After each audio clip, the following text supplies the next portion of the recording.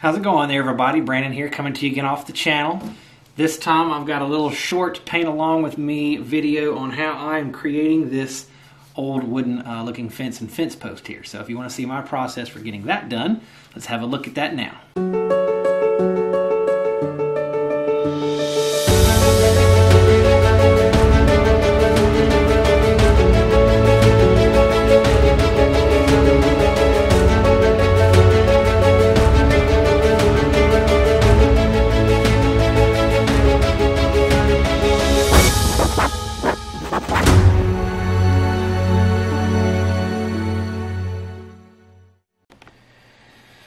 Okay, in this video I'm going to show you my process of painting like an old weathered wooden fence. Now this is obviously part of a much larger project I've been working on, where I've got some wildflowers thrown in there.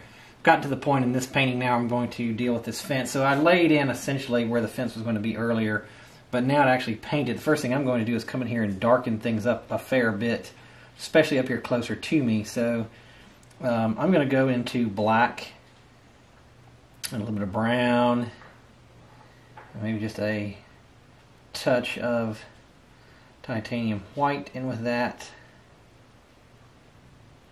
And so I'm creating my darkest shadow tones up here closest to me of this fence. I'm using a, this is a 3/4 inch wash brush that I've got here. And ultimately all I'm trying to do now is get my darkest shadowed tones the closest to me.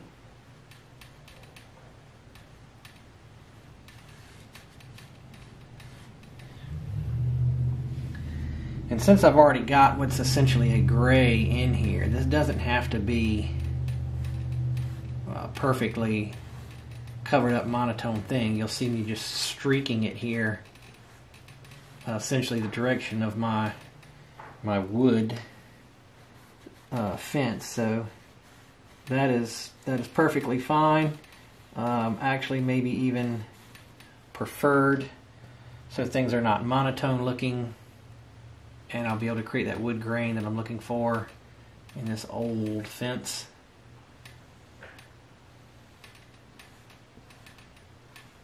And then ultimately right here there will be a post in the front. So I'm going to change my direction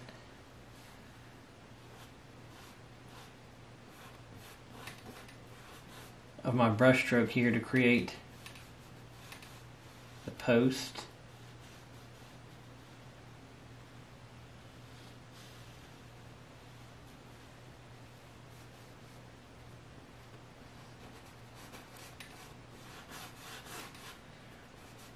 And again, this doesn't have to be, preferably is not actually one single solid color. We just want our darkest values in here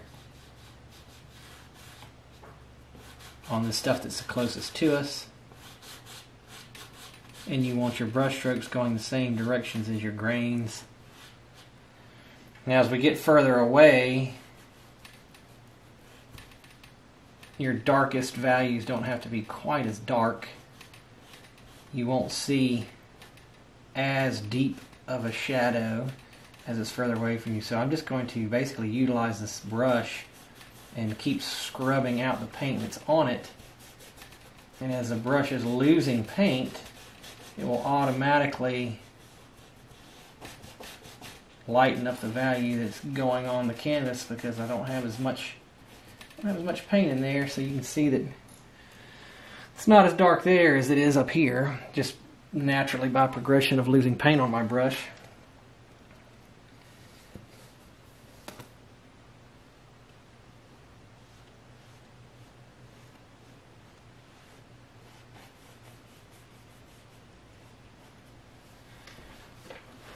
Now that I've got that in place, we can come back and start laying in lighter values to create our wood structure. So we want to try to create one of two things, either a flat board that's through here or a rounded board. You can kind of make the decision which way you want to go. Obviously I'm going to do a round post, so I'm going to show you first how I'm going to create that.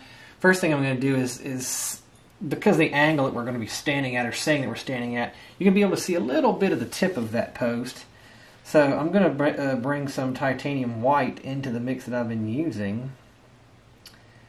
And I am going to create a little bit of a ridge of what's going to be top of this post. Essentially like that. And follow that around to the back. What's going to be the back side of the top of that post. I'm going to leave a little bit of dark in the middle there. Take a little bit of paint off of that brush.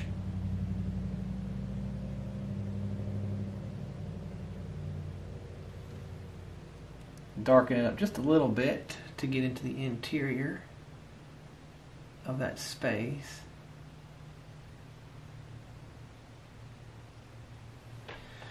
And that's going to be the top of my post. So now when I come out here on this outer edge of it,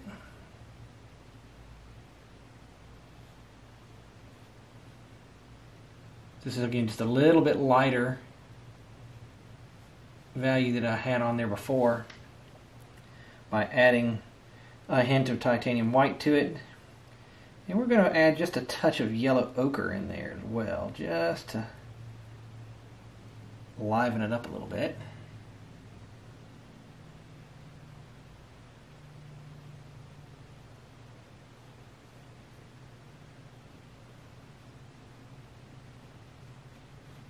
And I'm just going to streak that down.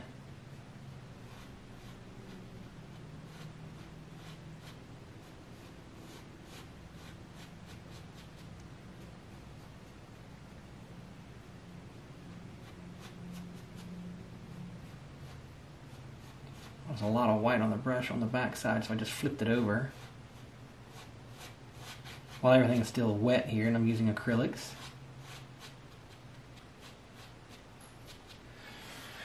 Alright, now we're going to give that just a minute to dry. So we're going to move over here and do essentially the same thing. That brush that I just had a little bit lighter in, I'm going to come into the middle here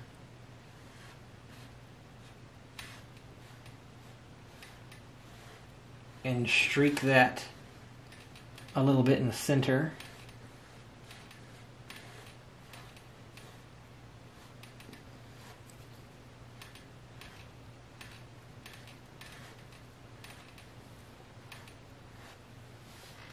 Maybe just a little bit over here while I still have a little bit of paint left.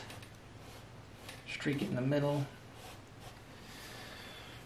Now, the key for me and how I'm painting is to let that layer dry before I come back over the top of it.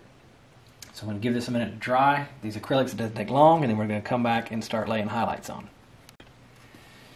Alright, I'm going to continue using my 3/4 inch wash brush that I've got here. And I'm going to get more titanium white now into my brown black mix. And I'm going to come in here on this post, start in the middle, because I'm trying to create a little bit of that round profile. Come up to this top here where I had just started to create the idea of where the side of this post was.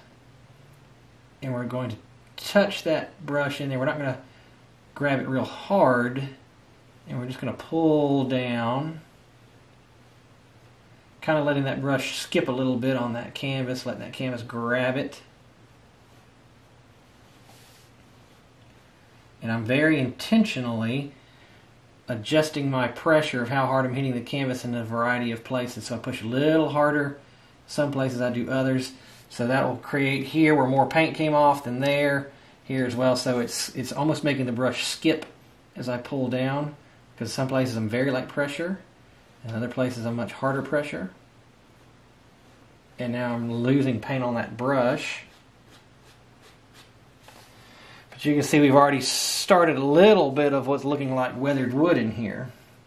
And the key is to not do anything monotone across this thing, because it's going to be darker and lighter all over this post. So I'm just going to lightly touch it first, start to drag down the canvas. A little heavier pressure in some places than others. And that's really all I'm going to do for that edge. Same thing for this edge over here. A little heavier pressure in some places than others. And I'm going to call those edges done. I'm going to move towards the middle to give my brighter highlights. So as I go back into a little more titanium white here, I'm going to start in the center.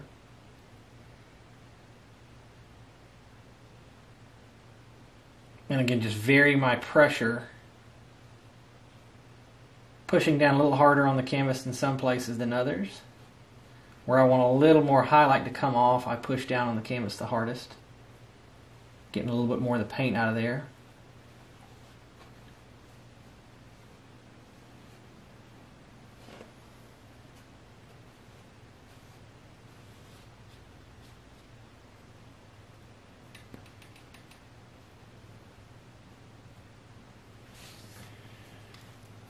And now I'm going to switch brushes.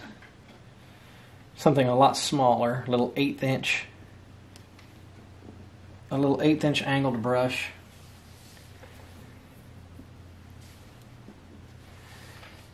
And in keeping my same color mix I've got going on, now with this, I can really get in here and create some individual marks. First thing I'm going to do is define out the top of this edge of the post.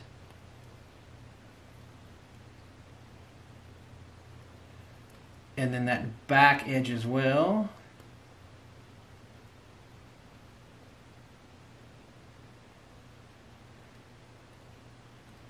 As my brush loses a little paint, I'm going to drag that back edge down into what's kind of the hollowed out part of the top of that log a little bit.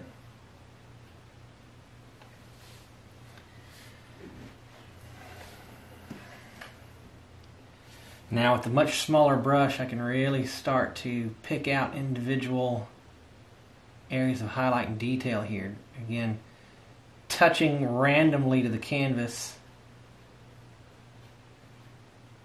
Heavier in some areas and lighter than others. Keeping my brush strokes with the grain of my wood.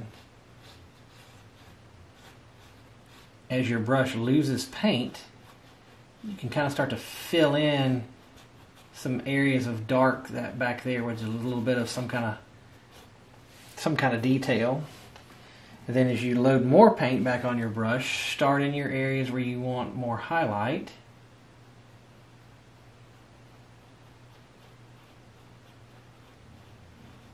And then as your paint is starting to disappear again off your brush, you can move into those darker shadowed areas.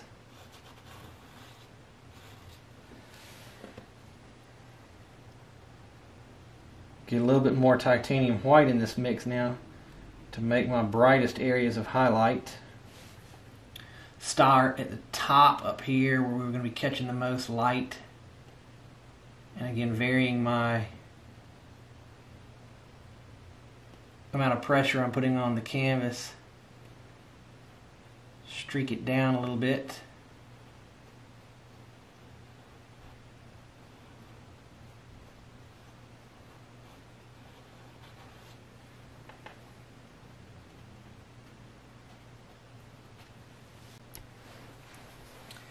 And I'll move back up here to the front.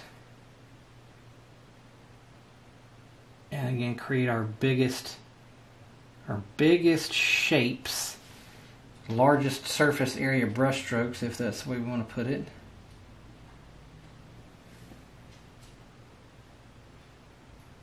And the most highlight. Now see, that's a little bit too bright for my liking, so I need to darken that down a bit.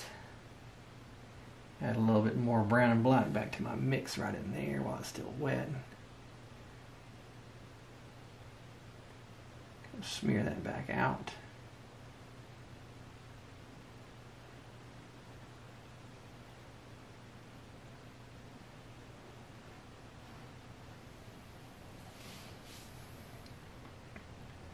We need to create our largest surface area shapes and structures up here on this left corner where it's the closest to us.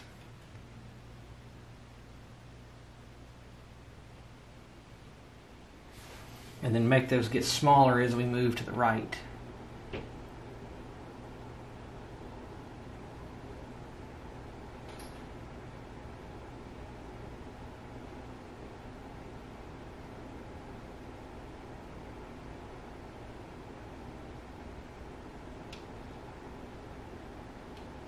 And this is just a matter of varying your lights and darks in here, creating slightly larger, longer brush strokes and maybe some sharper edges, as you would be able to see that kind of detail as it's closer to you. A little bit sharper edge between something dark and something light.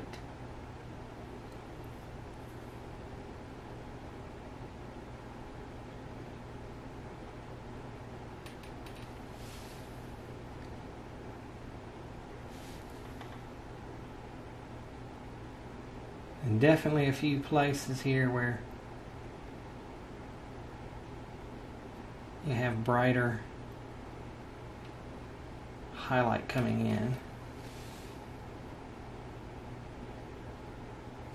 on some of these closest to us areas.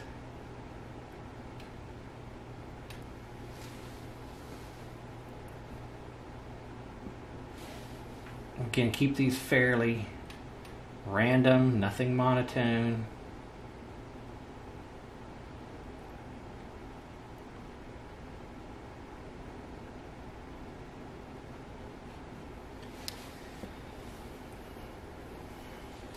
And then just slightly smaller of the same stuff. Maybe use a thinner brush as you come, who knows. Just don't make your marks as big and as long. And keep your edges a little softer as you move on this area of the fence that's further away.